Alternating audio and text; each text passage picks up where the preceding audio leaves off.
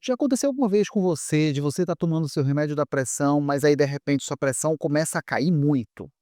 Ela começa a cair tanto a ponto de começar a dar sintomas, começar a dar desmaio, ou não, às vezes nem dá esses desmaios, sintomas que a gente chama de baixo débito na cardiologia, quer dizer, chega menos sangue no cérebro.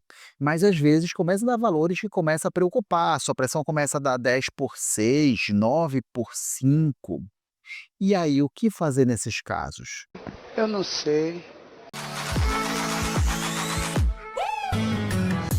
E esse aqui é mais um vídeo meu do meu quadro Cardiocrônicas, um quadro onde eu pego histórias da vida real, histórias que aconteceram aqui no meu consultório e que eu trago aqui para vocês. E claro, sempre com informações que vocês podem aplicar aí na sua casa, na sua família. E óbvio que será mantido o sigilo do meu paciente. Eu troco o nome, troco alguns dados para ninguém ficar sabendo. E hoje eu vou trazer aqui para vocês a história da Dona Maria. A Dona Maria é uma senhora de 65 anos. Só que olha só, ela já tem insuficiência cardíaca. Ela já teve um infarto. Só que aconteceu que ela começou a ter pressão baixa.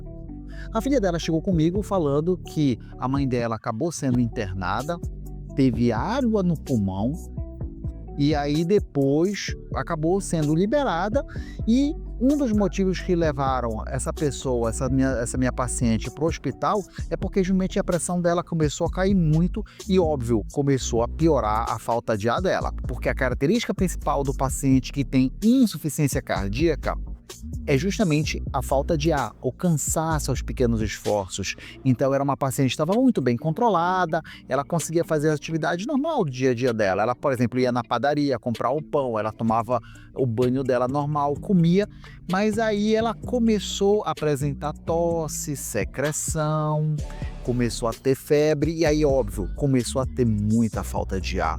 E uma das características mais marcantes que chamaram a atenção dessa minha paciente e da filha dela que veio aqui comigo foi justamente a pressão dela, que começou a dar muito baixa.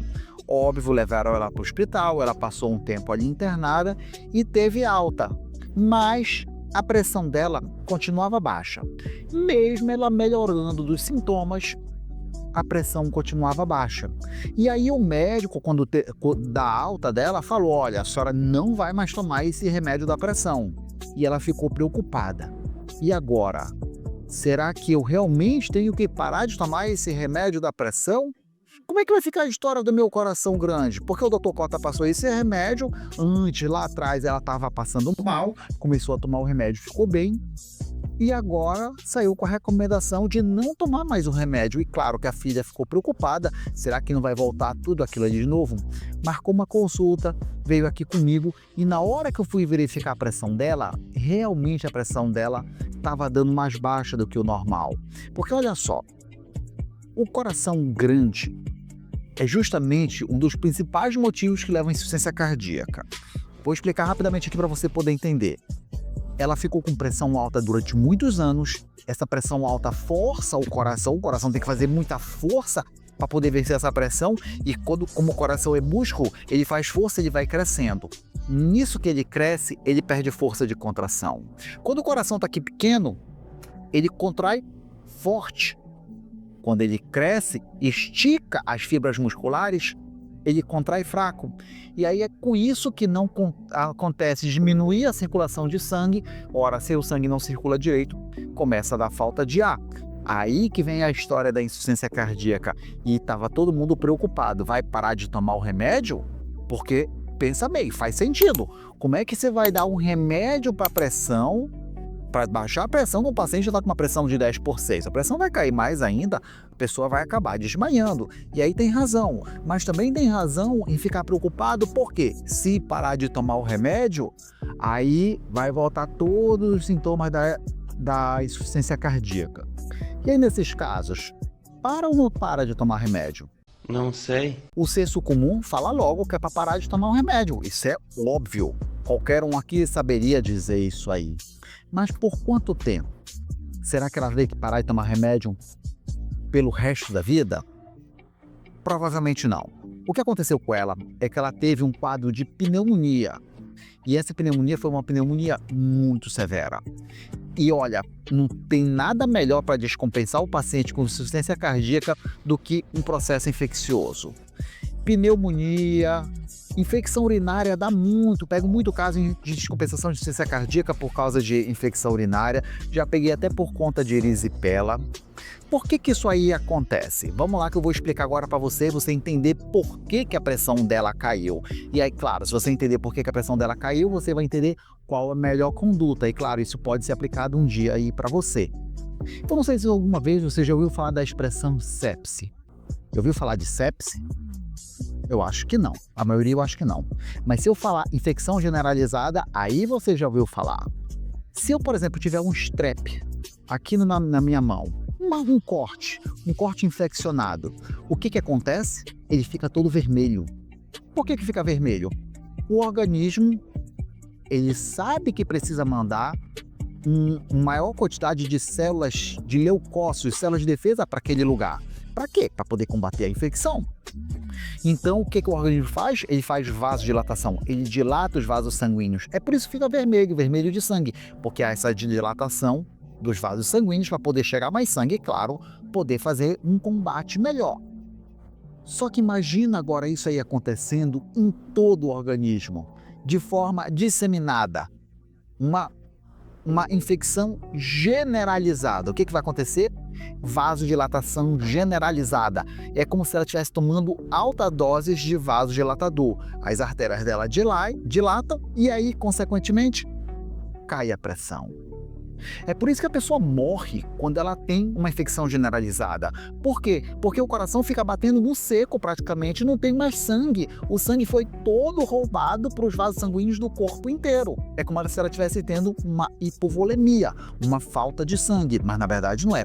É que ela teve uma vasodilatação. E aí, é claro, se ela está tendo vasodilatação, acontece o que com a pressão?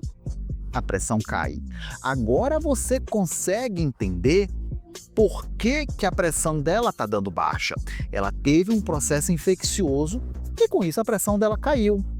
Quando ela chegou comigo aqui no consultório, a pressão dela estava dando 10/6. Ela já estava melhor, já teve alta, mas ainda não estava legal. Ela ainda estava com tosse, ainda estava com secreção no peito, ainda estava utilizando antibiótico e óbvio que nesses casos ela não deve voltar com o remédio da pressão, porque se ela voltar com o remédio da pressão, a pressão dela vai despencar e vai acontecer aquilo que eu falei ainda há pouco. O coração como se fosse batendo ali no seco, batendo sem sangue. E aí pode piorar o quadro dela e pode até morrer.